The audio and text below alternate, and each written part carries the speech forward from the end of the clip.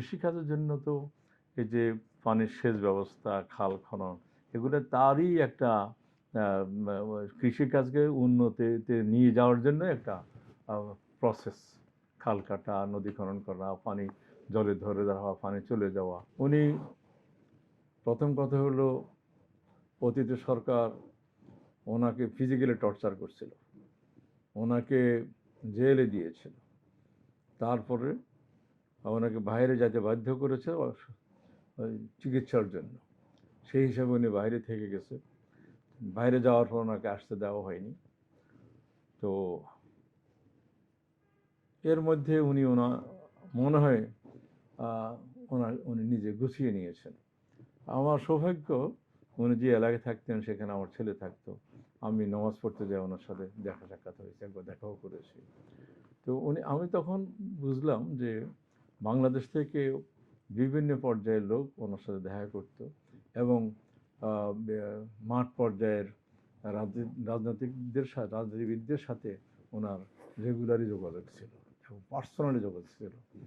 কেননা ওইখানে তো ওনার অনেক বড় সেক্রেটারিয়েট ছিল না, মূলত 3-4 জন ওদের পিএস ছিল, ওদের মাধ্যমে যোগাযোগ করতে বা কথাবার্তা বলতো। সেই থেকে উনি বাংলাদেশের পলিটিক্স, অনেকে বলে কথা বলে আপনি শত্রু বিদ্বেষেন কি, কিন্তু আমার কাছে মনে হলো উনি বাংলাদেশের পলিটিক্সের সাথে সবসময় আপামর জনসাধারণের যোগাযোগ ছিল বিভিন্ন পর্যায়ে। তো এখন সাধারণ মানুষ ওনাদেরকে 2/3 মেজর দেওয়া পাঠাইছে এবং উনি প্রাইম মিনিস্টার হয়েছে। আমরা আশা করি 2 মাস গিয়েছে, উনি কিছু কিছু কাজ করার চেষ্টা করতেছে, উদ্যোগ নিয়েছে। আমরা অ্যাটলিস্ট 6 মাস দেখা ওনার চালনার সুখ দেখব এবং 6 মাস পরে রিটার্নটা কি আসতেছে, এবং 6 মাস পরে যদি ওনার 30% রিটার্নে আসে তাহলে মনে করবো যে হি সাকসেস। কেননা আমরা 17 বছর দেখলাম কেউ দাঁড়ায় কথা বলতে পারেনি, যাকে ধরছে তাকে গুম করে নিয়েছে, ফালাই দিয়েছে, জেলে ফালাইছে, মেরে ফেলেছে। ইন্ডিয়ান গভর্নমেন্ট একটা ছোট্ট গভর্নমেন্ট, ছোট্ট পরিসরের গভর্নমেন্ট ছিল, তারাও অনেক কিছু চেষ্টা করে হয়তো অনেক কিছু করতে পারেনি। কিন্তু তারা যে একবারে খারাপ কাজ করে সেটা বলবো না, তারা অন্তত কিছু জিনিসটা সামাল দিয়েছে। হ্যাঁ, ভুল ত্রুটি হইতেই পারে।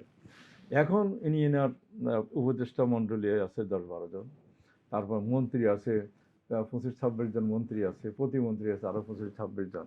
এই যে বিশাল একটা এক্সপার্টিস তার আশেপাশে আছে এবং উনিও চেষ্টা করতেছে বিভিন্নখানে নিজেকে সামনে নিয়ে আসার জন্য, বিভিন্ন প্রবলেমগুলো সলভ করার জন্য।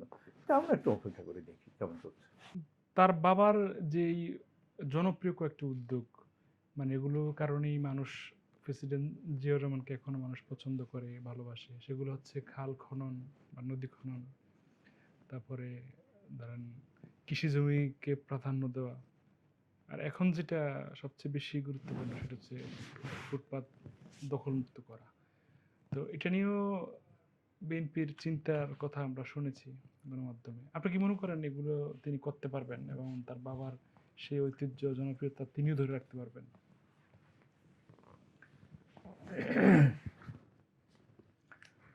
আমার কথা হলো ফুটপাতটা উঠেছে, এটা ভালো কথা, কিন্তু যেহেতু আমরা ওইখানে উপস্থিত ছিলাম না, ফুটপাত যারা দোকান করতো বা যারা দোকান বসেছিল তাদের একটা পুঁজি ছিল, এরা দিন আনে দিন খাওয়ার মানুষ, তাদেরকে ওয়ার্নিং দিয়ে উঠেছে কিনা এটা জানার বিষয়। হয়তো প্রাইম মিনিস্টারের সদ উদ্দেশ্য আছে এবং তাদের আজকে ব্যাপারে দেখলাম ওদেরকে নতুন করে কোথাও প্রোভাইড করার জন্য চিন্তা করতেছে। এটা ভালো উদ্যোগ, কিন্তু আমার কথা যখন এগুলো উঠাই দিয়েছে তখন কি ওদেরকে ওয়ার্নিং দেওয়া হয়েছে কিনা? ওয়ার্নিং দিলে তারা না গেলে উঠে দিয়েছে, খুব ভালো করেছে। আমার কাছে বলো তখনই ওয়ার্নিং দিয়ে বলা উচিত ছিল তোমাদের নতুন করে কোথাও আমরা প্রোভাইড করব এবং তোমরা দোকান নিয়ে সেফ সাইডে চলে যাও। আর সেটা নিয়ে অনেকে ধরেন অনেকের পুঁজি শেষ হয়ে গেছে, অনেকে ফেলেই দিয়েছে সব কিছু। এটা চিন্তার বিষয়। আসল ঘটনা কি ঘটছে আমরা তো জানি না।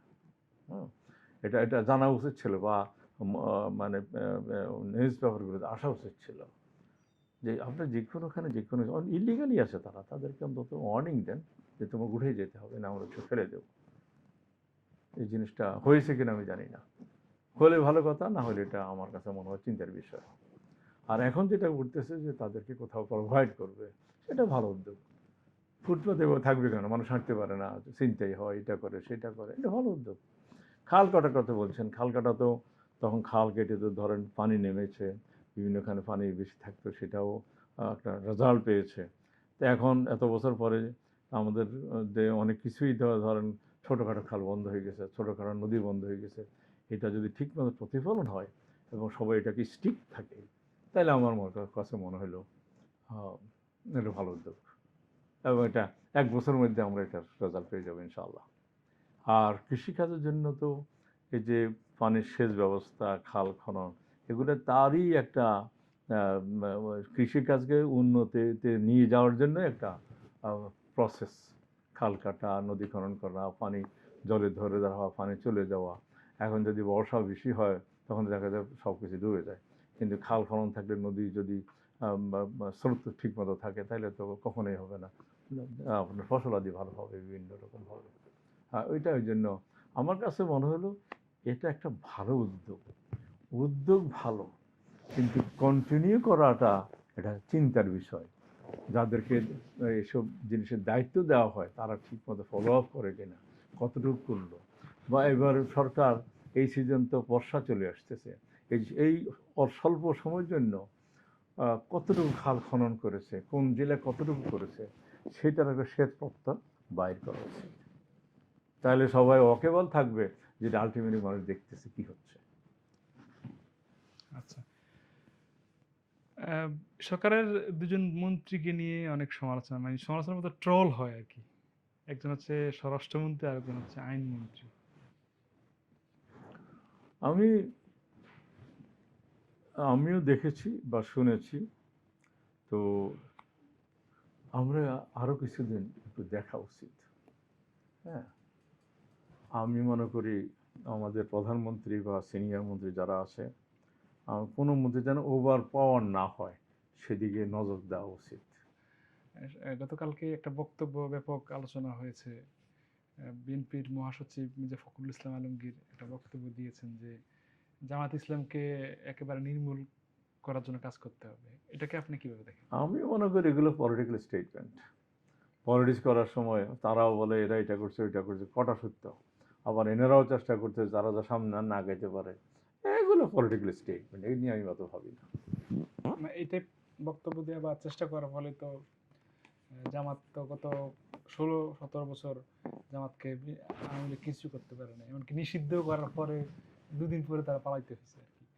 এমন কোনো ইঙ্গিত? এটা এই জন্যই বললাম যে পলিটিক্যাল, যারা সাধারণ মানুষের খেদমত করবে, পলিটিক্যাল আর ইকোনমি ভালো করবে, তারাই পলিটিক্সে টিকে থাকবে। আর জিয়া রহমানকে এখনো মানুষ স্মরণ কেন? উনি খাল কাটছে, ইকোনমি করছে, মানুষকে বিদেশে পাঠাইছে।